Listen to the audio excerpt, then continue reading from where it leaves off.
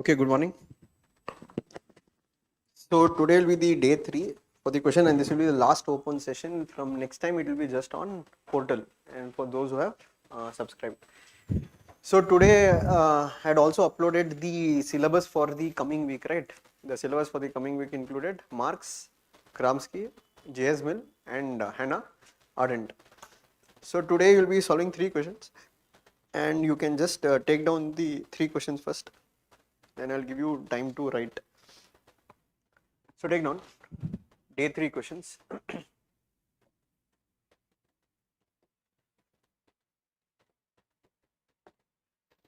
The first question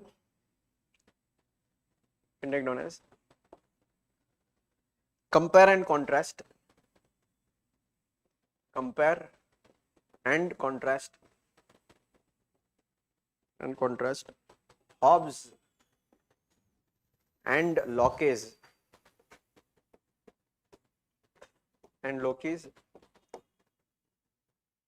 social contract.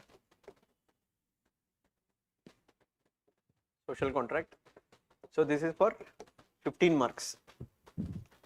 Second question, comment on J.S. Mill as a reluctant Democrat.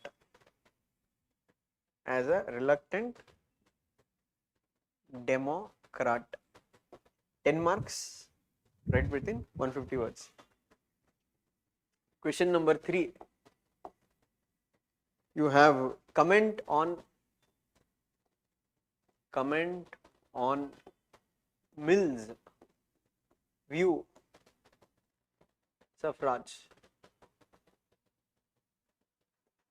10 marks, 150 words. Comment on Mill's view on suffrage. So one you have a 15 marker, 2 you have 10 markers. So this you will get around 12 minutes to write. These 2 will get 7 minutes to write. So totally the time limit to write these answers is 26 minutes. And your time starts now.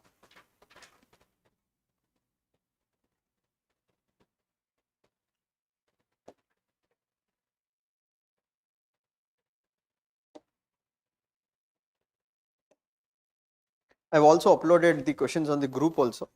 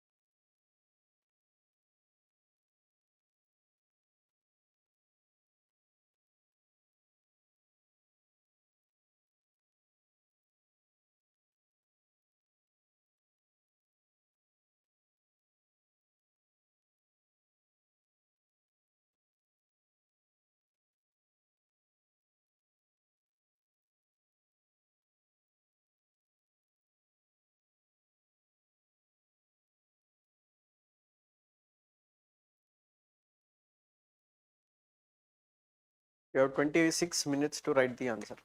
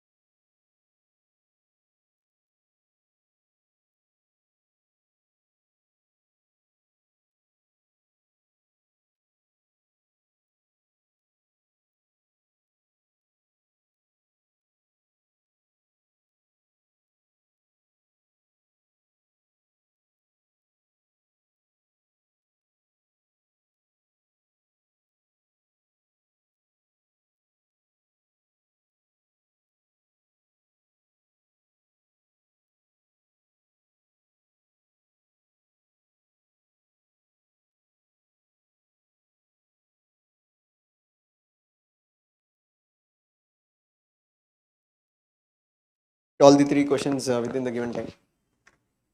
Okay.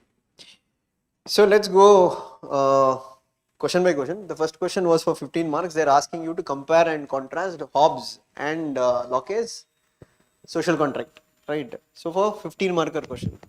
So what is the introduction that you can write in this question?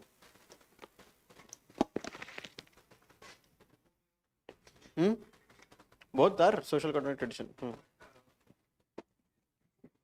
Hmm. Hmm.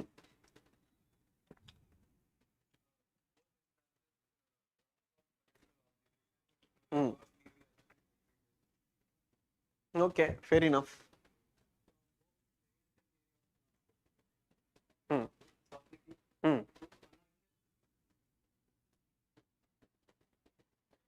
So in simple terms, you can write about that Hobbes and Locke are two important social contract theories.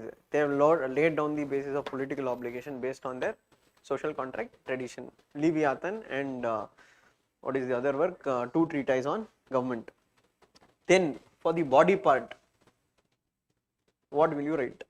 See here one general mistake, what to be avoided. Some people how they will do, first they will write about Locke's contract, then they will write about Hobbes contract, then they will go for conclusion.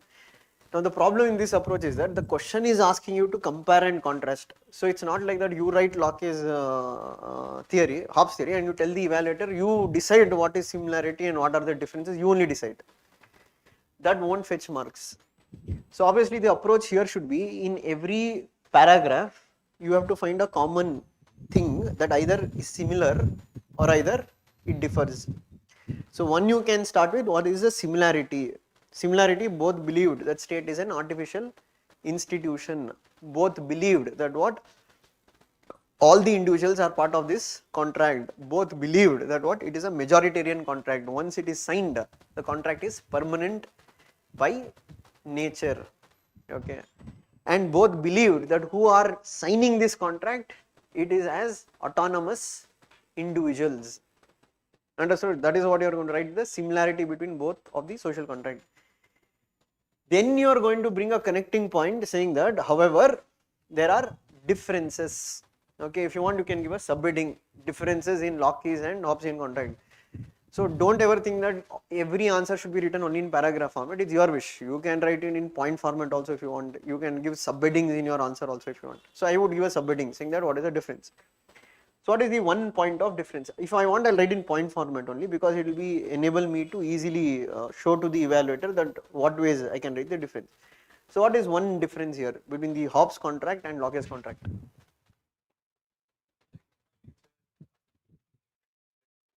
Simple. One you write subheading as human nature. So I can say for Locke or for Hobbes, the human nature was what? Man was selfish, egoistic and materialistic. On the other hand, Locke said that man was decent, goodwill, mutual cooperation. Then what will you write? You will write about state of nature. With regarding to state of nature, for Hobbes, it was security dilemma, where war of one against all in that regard. Whereas in Locke's, it was peaceful. There was mutual cooperation that existed. Third, for Hobbes, it is a single contract. For Locke's, there is two contracts. Okay, then you can write for Hobbes, it is both pre-social and pre-political, but for Locke, it is only pre-political.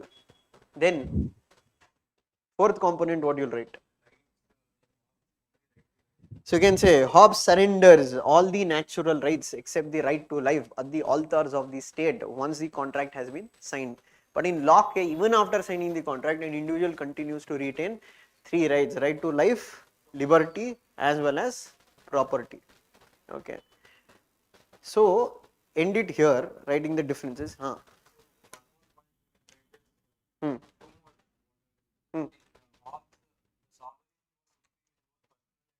Hmm. Hmm. No, you can include, but since you are telling about natural rights, it will be more or so the same point. But yeah, if you want, you can add that as a point. One more.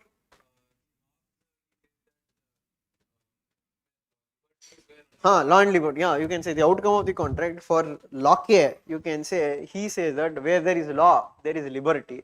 Hobbes says that where law is silent, that is where you have your liberty. But now you need to give a strong conclusion. You can say, even though both started from a same starting point, but yet they differed on their viewpoints. Why? Because as Lusky says, every political thinker is a child of their times. So was Hobbes and Locke, because Hobbes witnessed the Puritan Revolution, Locke witnessed the Glorious Revolution that led them to take different paths. Something like that you can write as a conclusion. So now what happens when you write answer like this? One, it is more organic. Second one, you are telling to the evaluator what exactly is the differences and similarities you see. Okay. Third, it also shows that clarity of thought what you have with respect to structuring of your answer. Now this, for example, you can say you have to do it within the given time. That's the challenge always. So now what I am doing is postmortem. Postmortem is that after the answer has been written and just giving you a structured way. But the difference that you have to write this within the given time. Okay. So the more number of PYQs you solve, the more number of brainstorming you do, you will get better at it. Okay. Then you will also be more creative with how you write your introductions and conclusions. Some people, what they will do, they'll just write Locke's contract, they'll write Hobbes' contract, and they're going to conclude the answer, which is not going to fetch any marks. Why it is not going to fetch marks? Because you are not explicitly telling what are the similarities or what are the differences. Got it? See, answer writing is very simple.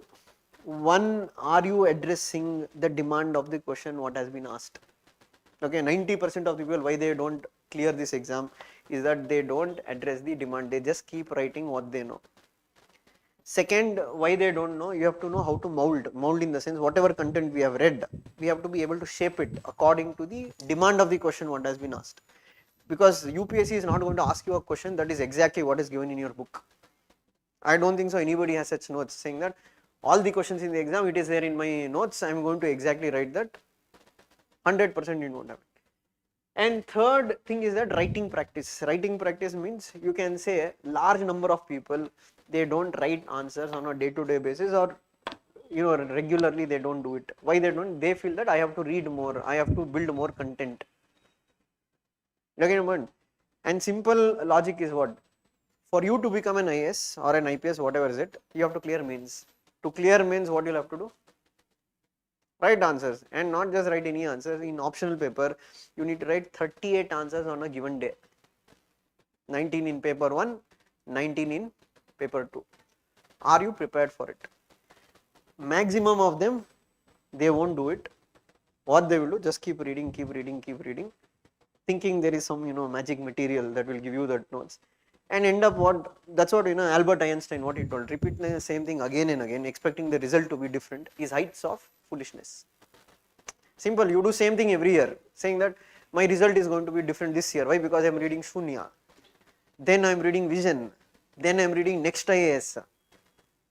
You will end up Shunya only in exam. Why? Because you don't have the clarity of what exactly is required for this particular exam. So exams UPSC is not basing their exam on any one material as per se, right? It's largely on understanding what they're looking for. So each question will look at how you have understood the concept, how do you apply it. For this you need to do intense. It won't come overnight. It's not that if you tell, sir, I'm seeing topper's answer, some people, that is what they say. What are you doing? I'm looking at topper's answer. So it's like you saying that I'm going to learn swimming by looking at somebody else swim. To tell that I want to become Michael Phelps, how you are becoming? Sir, every day morning I watch 1 hour video, sir, of Michael Phelps, how he swims. So unless you jump into the water, water will be cold. Yeah, it is going to be cold, it is going to be uncomfortable. But if you want everything, sir, I want only pooled, what is that, warmed water to swim. Only, but it again depends upon how well you structure it. Second question was what? Comment on?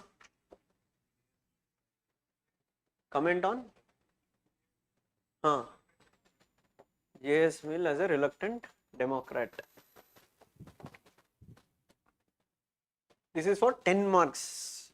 You have to write. See, content wise secondary, I'll just tell the structure wise what is more important, especially in PSIR papers, wherever they've given questions like this. comment, discuss. Comment का मतलब, what do I think about somebody calling J.S. Mill as a reluctant Democrat? Do I agree with them? You're getting the point. So obviously there is somebody who is calling Mill as a reluctant Democrat. So first part of my answer, I will explain who is calling that or why they are calling Mill as a reluctant Democrat. Second part of my answer, I am going to write about, okay, to what extent I can agree with this statement. So one we can say that yes, to a certain degree, Mill had inhibitions of promoting democracy as a free gift across the world.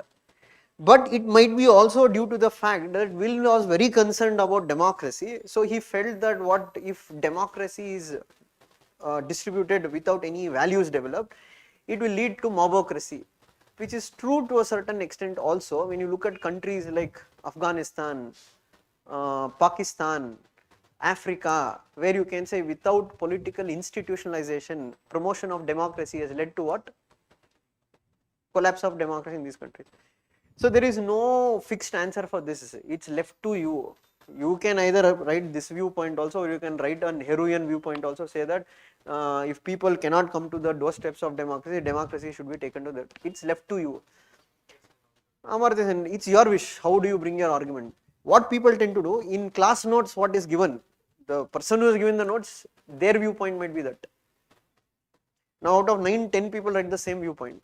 Somewhere will your answer be innovative or inventive? Okay, yeah. Hmm. Hmm.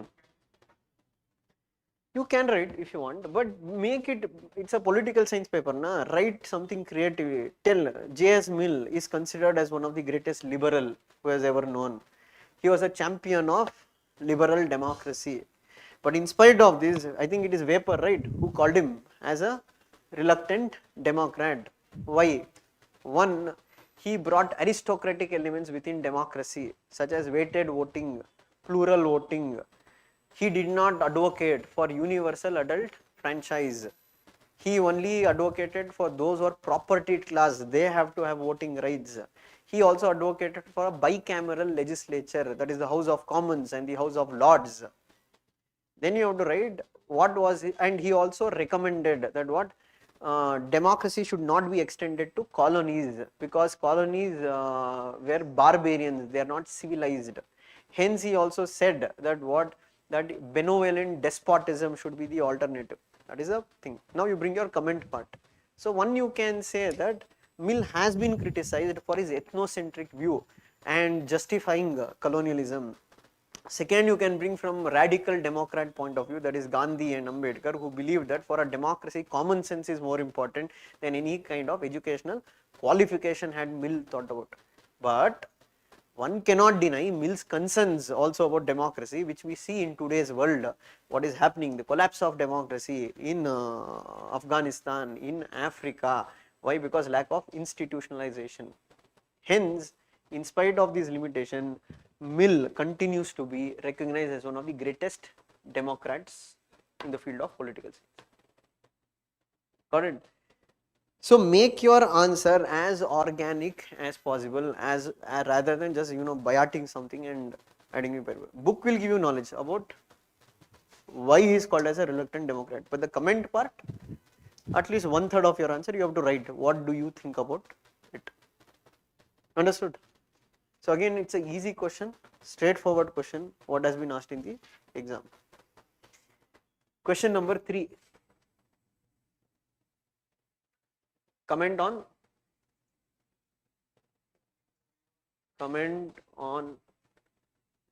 Mill's view on women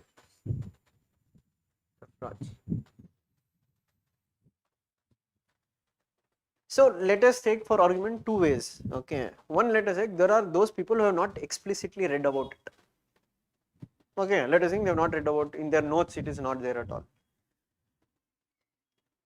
But even a basic reading of Mill should give you an idea that Mill was a strong advocate of what? Voting rights for women. So obviously if you have that much idea, all you have to obviously write in your answer is that what?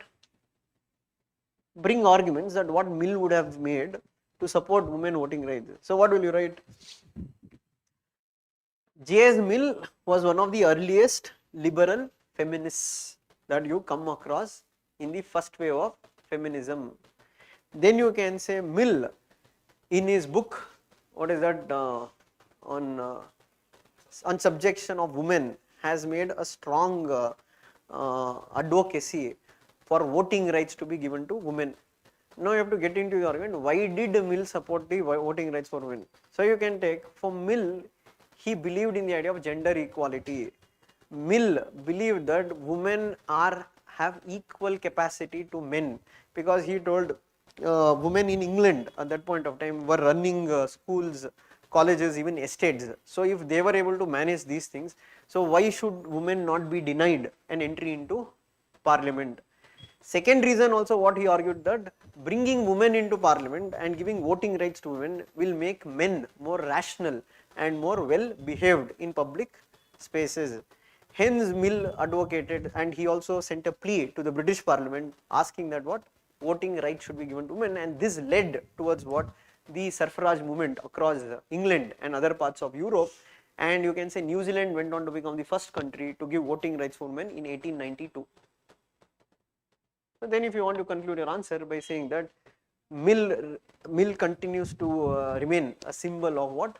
Voting rights for women. But if you want to add somewhere a critic, you can bring a Marxist viewpoint, saying that, however, Marxists have criticized, saying that people like Mill and liberals tried to subjugate women through just offering political rights, but where you can say they did not make any changes with respect to the social and economic rights of women within the society. If you want to bring a counter view, so here you can link a Marxist perspective also in your answer, because generally that is what Marxist argument, right? They don't believe in the idea of voting rights or etc. Why? Because they believe that liberal democracy is a sham. Sham means where people do not have any real rights. So for them, women empowerment can only happen not through providing voting rights for women, but by completely removing the capitalist mode of production and bringing communism in its place. So if you want, you can add that one point into your answer if you want. But if you feel you don't want to add any critic, just write about why did he support for voting rights for women and what was the implications of it. In the sense,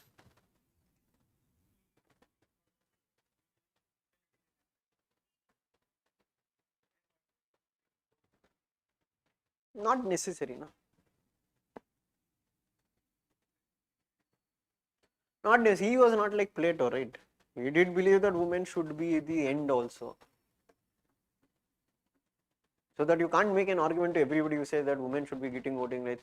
So you only know, if you go into Mill, he opposed many Victorian laws which are also inegalitarian in character. That you can say only to Plato. Plato made that utilitarian viewpoint where he told women can be used for the state. But for Mill, state is not the end. For Mill, individual is the end. So that argument I don't think so you can make in this particular question. Because if you look at Mill, Mill never made an argument that women have to be utilized. For him, state is just the means, individual is the end, whether it is a man or a woman. So what point you are telling, it applies to Plato, because in Plato's case it was different. Plato used women to create an ideal state. Got the point? So that's why I told you have to be more careful with the argument what you use. Oh, that you can write. It's a previous year question that you can add it in your answer, that illegal